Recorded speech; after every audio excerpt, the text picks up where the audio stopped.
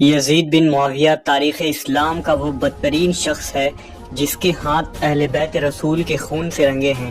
اس کی سیاہ شخصیت اور کارنامے اسے فرعون، نمرود اور قارون کے صف میں کھڑا کر دیتی ہے، جس کا انجام آخرت میں بھیانک ترین اور باعث عبرت ہوگا۔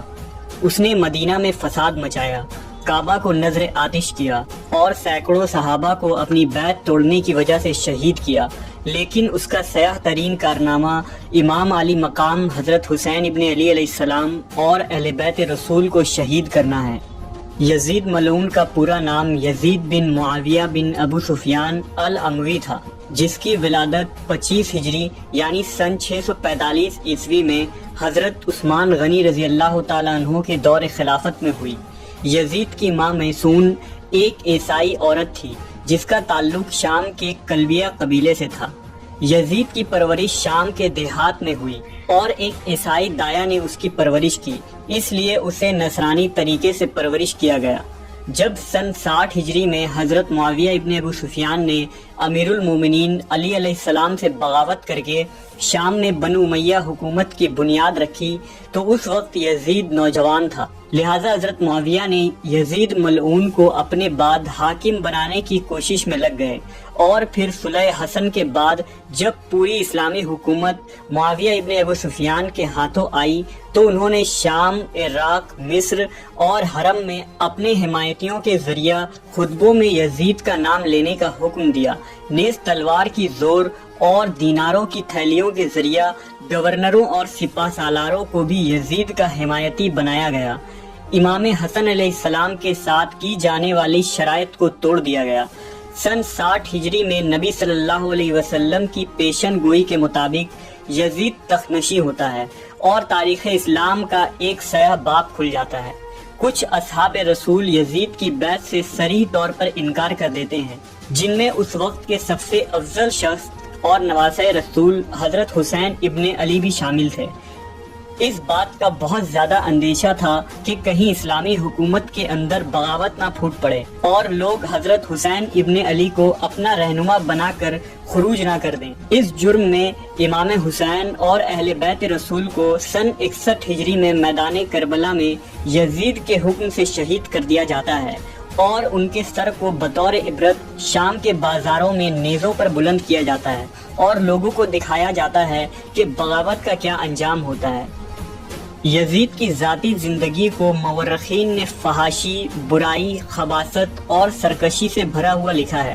امام طبری نے نقل کیا کہ صحابی رسول حضرت عبداللہ ابن حنظلہ رضی اللہ تعالیٰ عنہ اور اصحاب کی ایک جماعت نے جب یزید کے متعلق معلومات کی اور اس کے دربار پہنچے تو اسے ایک سرکش حاکم پایا، لہٰذا حضرت عبداللہ ابن حنظلہ کہتے ہیں کہ خدا کی قسم ہم یزید کے دربار سے اس حال میں باہر نکلے کہ ہمیں آسمان سے پتھر برسنے کا خوف تھا۔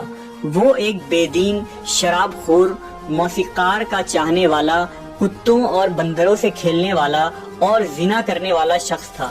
علامہ مسعودی لکھتے ہیں کہ یزید کی زندگی فرعون کے مثل تھی۔ شہادت حسین کے بعد بھی یزید ملعون نے لوگوں پر بے دریغ ظلم کیے۔ جب مدینہ والوں نے اس کی بیعت توڑی تو اس نے شامی لشکر کو مدینہ بھیجا اور مدینہ کو 3 دنوں کے لیے سپاہیوں پر حلال کر دیا۔ ان 3 دنوں میں سپاہیوں نے مدینہ والوں پر مسلسل ظلم کیے، صحابہ اکرام کو قتل کیا، لوگوں کے مال لوٹے، عورتوں کے ساتھ زنا کیا اور مسجد نبوی میں اپنے گھوڑے باندھے۔ پھر 63 ہجری کے آخر میں جب حضرت عبداللہ ابن زبیر رضی اللہ تعالیٰ عنہ نے مکہ میں اپنی امارت قائم کر لی تو یزید کے حکم سے شامی فوج نے مکہ پر چڑھائی کر دی اور حرم میں منجنیقیں پھینکے، جس سے کعبہ میں آگ لگ گئی، بیت اللہ کی ایک دیوار بھی شہید ہو گئی۔ بقول اسیران کربلا یزید کی حکومت کے اب گنتی کے چند دن رہ گئے تھے اور قریب ہی وہ دنیا اور آخرت میں تباہ و برباد ہونے والا تھا۔ یزید کی موت کے متعلق مورخین کے الگ الگ اقوال اور روایات ملتے ہیں، جن میں سب سے زیادہ باسند اور صحیح قول یہ ہے کہ شہادت حسین اور حرہ کے واقعہ کے بعد جب یزید اپنے جشن اور تکبر میں مست تھا اس وقت اس نے مکہ پر حملہ کرنے کا حکم جاری کیا۔ یہ سن 64 ہجری ربیع الاول کا مہینہ تھا۔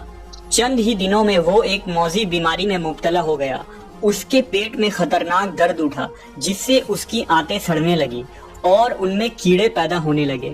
دمشق کے بڑے بڑے طبیب کو بلایا گیا لیکن وہ اس بیماری سے یزید کو شفا یاب کرنے میں ناکام ہو جاتے تھے، کیونکہ یہ اللہ کی طرف سے قہر تھا جو اسے قبر تک لے جانے والی تھی۔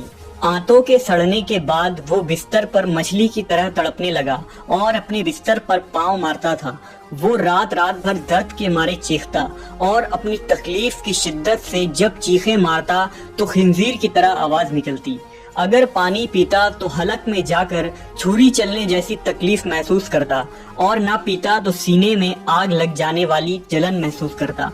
تاریخ الکامل کے مطابق 15 ربیع اول کے دن اسی حالت میں تڑپتے ہوئے وہ واصل جہنم ہوا۔ جب اس کے درباری اس کے قریب گئے تو یزید کی لاش سے بھیانک بدبو آنے لگی جس سے لوگ دور بھاگنے لگے۔